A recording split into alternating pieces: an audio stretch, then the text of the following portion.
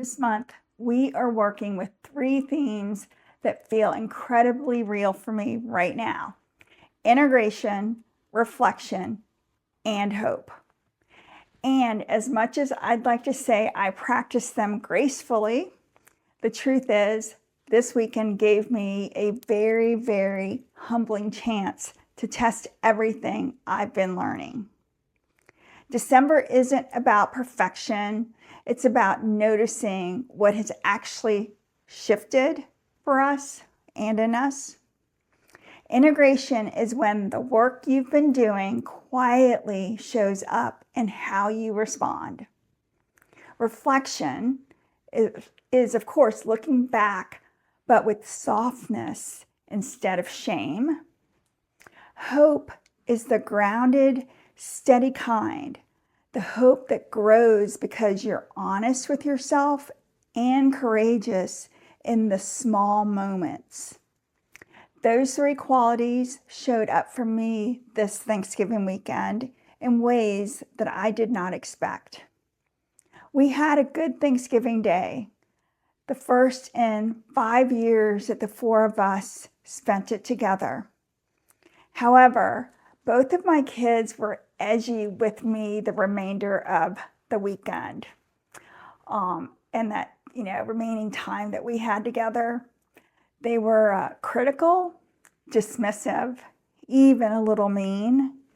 And with my son, especially with him having that oppositional energy, and it was so intense at times. The version of me from a year ago would have gone straight into one of 2 places: blowing up or completely shutting down emotionally so that I didn't have to feel the sting. But something different happened this time. I felt hurt.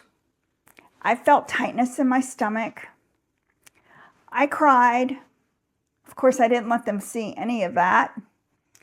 And I'm not proud of it, but there was even a genuine moment where I thought, fine, maybe I will just disinvite them for Christmas.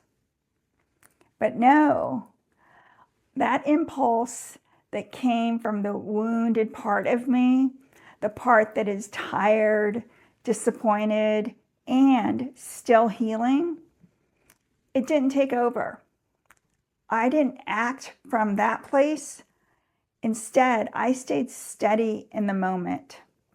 I didn't match their tone. I didn't withdraw, which was a big thing I used to do. I didn't punish. I didn't catastrophize. I stayed connected as best as I could without collapsing. That for me was a moment of integration. Not because it felt calm, it didn't. But because I chose maturity even while my insides were swirling. And afterward, when the house got quiet and it was just my husband and me left, I finally had space to feel everything. And something surprising happened. Instead of shaming myself for being triggered, I reflected with compassion. I let myself acknowledge just how far I have come, and also how human I still am. That is reflection. And all of this, the steadiness, the noticing, the honesty, prepared me for the themes I'll be talking about the rest of this week and month. Because the truth is, what happened this weekend is exactly the kind of messy, real-life moment where these December themes actually come alive.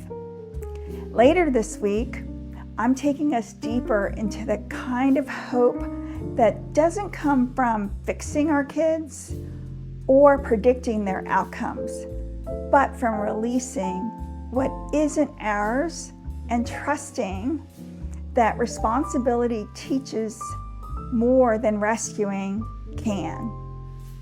This past weekend reminded me how often I carry what was never mine to hold. Their tone, their mood, their choices, and letting some of that go. That's where hope starts to breathe again. I'll also be talking about boundaries. Not the dramatic kind, but the ones you hold quietly, with warmth and clarity.